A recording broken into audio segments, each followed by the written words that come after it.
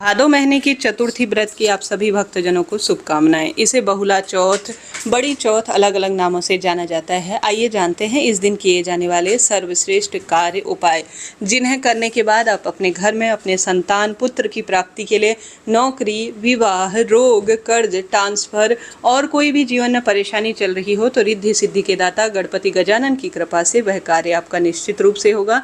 मंगलवार का दिन हो रहा है तो और अधिक श्रेष्ठ और यह शुभ हो गया है।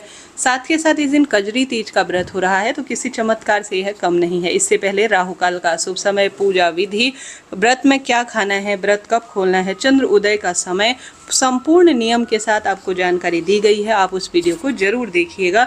हर एक चीज को मैंने बड़े विस्तृत रूप में आपको बताया है। आप उस वीडियो को देखेंगे तो फिर आपको आगे वीडियो देखने की कोई आवश्यकता नहीं पड़ेगी। तो ध्यान से सुनिएगा, इस वीडियो में सिर्फ आपको उपाय जानने को मिलेंगे, तो अंत तक बने रहिएगा। आप जानते होंगे यह भादो चौथ साल की सबसे बड़ी चतुर्थी के रूप में जानी जाती है। इस दिन जो है कजरी तीज होने के कारण यह और अधिक श्रेष्ठ हो गई है। जल्दी उठकर लाल रंग के ही कपड़े पहने और गौ माता की पूजा जरूर करें। आपके यहाँ भले ही व्रत उपवास नहीं भी होता है तो आप सभी को इस दिन गौ माता का पूजन करना चाहिए। व्रत नहीं भी कर पाते हैं, पूजन नहीं कर पाते हैं तो गौ माता को हरा चारा अपने बच्चों के हाथ का स्पर्श कराकर गुड़ इत्यादि जरूर खिलाएं, काले तिल इत्यादि जरूर खिलाएं, रोटी मीठी जरूर खिलाएं। इससे सौभाग्य बढ़ता है और 33 कोटि देवी देवताओं का स्वतः ही हमारे जीवन में आशीर्वाद मिलता है। तो यह कार्य तो सभी महिला पुरुष को जरूर से करना है। इससे सभी पितृदोष भी मिट जाते हैं। सूर्य भगवान को जल चढ़ाकर तुलसी माता में आप दीपक लगाएं। उसके बाद आप सभी को अपने घर पर विधि विधान से गणपति गजानन का पूजन करना है, महादेव का पूजन करना है।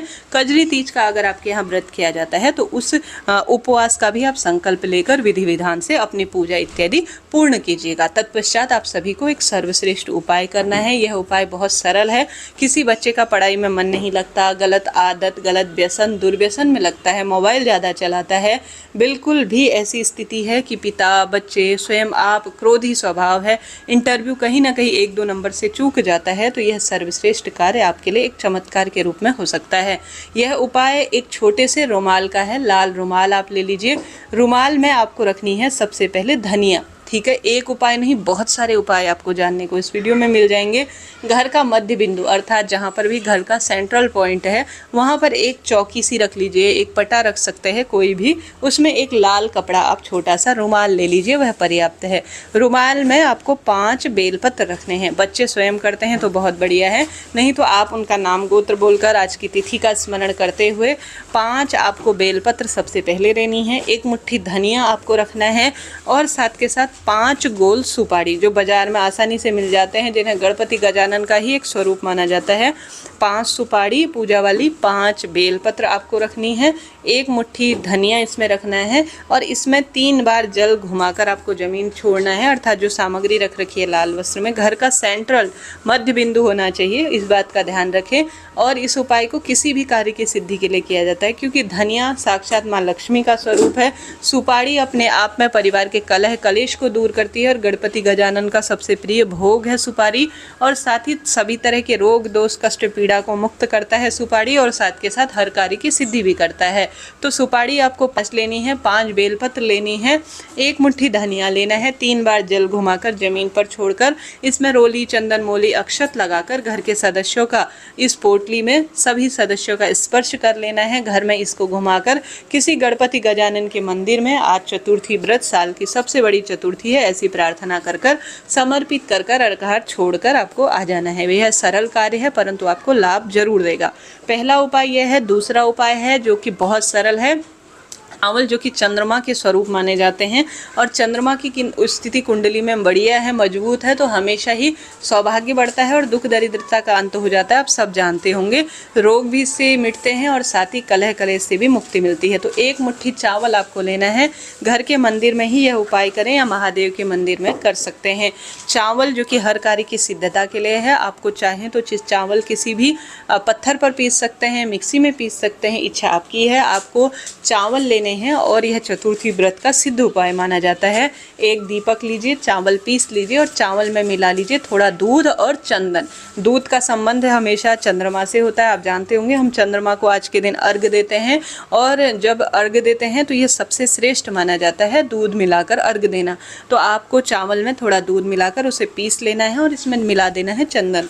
चंदन, लाल चंदन, पीला चंदन, कैसा भी चंदन हो, आप उस चंदन को और चावल को और दूध जिसमें आपने मिला रखा है उस पेस्ट को ले जाकर आपको चले जाना है चतुर्थी व्रत का स्मरण कर कर अपने कार्य की सिद्धि के लिए। जैसे रोग मुक्ति, घर में पैसा नहीं टिकता है, विवाह की दिक्कत है, कष्ट कर्ज कलेश चल रहा है, तो उन सभी कार्यों से मुक्ति मिले ऐसी प्रार्थना करते हुए इस उपटन को ले जाकर गणपति गजानन और महादेव का ध्यान करते हुए पूर्व या उत्तर दिशा की ओर आप अपने घर के शिवलिंग के पास बैठ जाएं और पूरे शिवलिंग का गणपति गजानन के स्थान पर भी और पूरे शिवलिंग पर सुंदर रूप में इस श्रेष्ठ जो महादेव को ठंडक प्रदान करता है और मेरे चंद्रमा की कुंडली में स्थिति मजबूत हो ऐसी प्रार्थना करते हुए संपूर्ण लेपन शिव परिवार पर आपको कर देना है। शिवलिंग पर इसका लेपन करने के बाद आप सभी को ओम की आकृति बनानी है, त्रिपुंड बनाना है, महादेव के नेत्र बनाने हैं और थोड़ा सा जो सामग्री आपने शिवलिंग पर चढ़ाई है चंदन और चावल और दूध की, उस लेपन को थोड़ा आपको प्राप्त कर लेना है।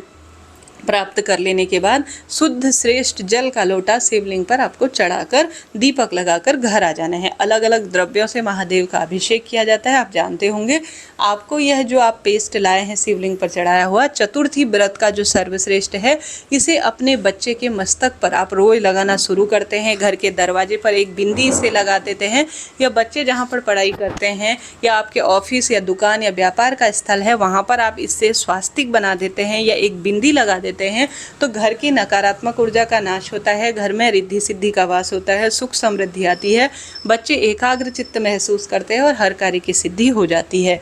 दूसरा उपाय कर सकते हैं, बात कर लेते हैं तीसरे उपाय की। तीसरा उपाय भी बहुत सरल है, इसे आप आसानी से कर पाएंगे। 3 उपायों में से कोई एक उपाय कर लीजिएगा। तीनों उपाय घर के मंदिर में किए जा सकते हैं जो कि बहुत श्रेष्ठ और अति उत्तम है। आप सभी को तीसरे उपाय करने के लिए लेना होगा शहद।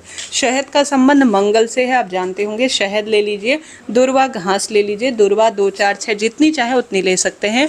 गेहूं के कुछ दाने ले सकते हैं। सिद्धि विनायक गणेश जी की जय कहते हुए महादेव के मंदिर चले जाएं।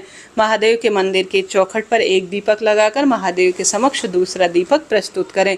उसके बाद शिवलिंग पर जल चढ़ाकर विधि विधान से दीपक लगाकर आप सभी को जो गणपति गजानन का स्थान है उस स्थान पर मेरा क्रोध कम हो, बच्चे, पति, मैं स्वयं रोग मुक्त रहूं और उन्नति करूं और हर कार्य जो आपकी मनोकामना है वह बोलते हुए सिद्धि प्राप्त हो ऐसी प्रार्थना करते हुए गणेश जी के स्थान पर सबसे पहले आप शहद का लेपन कर लीजिए। सिद्धि विनायक गणेश जी की जय कहते हुए आपको यह कार्य करना है, इस बात का ध्यान रखें।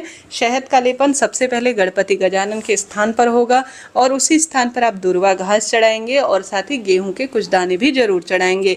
साथ के साथ जो शिवलिंग है उस भी सिद्धि विनायक गणेश जी की जय कहते हुए शहद का लेपन करना है, दुर्वा घास चढ़ानी है और साथ के साथ गणपति गजानन और आज की तिथि और जो कार्य होना है उसकी सिद्धि के लिए आज गेहूं शिवलिंग पर शहद लगाकर और जो दुर्वा घास चढ़ाकर आपको समर्पित करना है सिद्धि विनायक गणेश जी का नाम लेकर। ऐसा करने से दुर्भाग्य दूर होता है, कार्य में बल प्रदान होता है, बच्चे के, पति के और घर के सभी सदस्यों के स्वतः ही कार्य बनने आरंभ हो जाते हैं। 3 उपाय बड़े सरलतम तरीके से मैंने आपको बताया, आप कीजिएगा, बहुत इसका सुंदर परिणाम मिलेगा। ऐसा ना कर सके तो अपने बच्चे या स्वयं आप गणपति गजानन को 108 दुर्वा या कम ज़्यादा जरूर चढ़ाएं। साथ के साथ शिवलिंग पर भी आप दूब घास चढ़ाने का प्रयत्न करें। 108 या कम ज़्यादा जितना भी आपसे हो यह कार्य करें। 1 मुट्ठी गेहूं या 1 कटोरी गेहूं कुछ दक्षिणा रखकर अगर आप चतुर्थी व्रत के दिन दान कर देते हैं तो यह सौभाग्य का कार्य माना जाता है। महादेव के सुंदर स्वरूप हनुमान जी का दिन है तो आप चौमुखा दीपक हनुमान मंदिर में लगाकर वहाँ पर भी आप सभी आवश्यक रूप से कोशिश करें कि आप श्रेष्ठतम तरीके से हनुमान चालीसा का पाठ करें। यह कार्य सिद्ध माना जाता है और लाभ देता है। हरे कृष्णा, हर हर महादेव।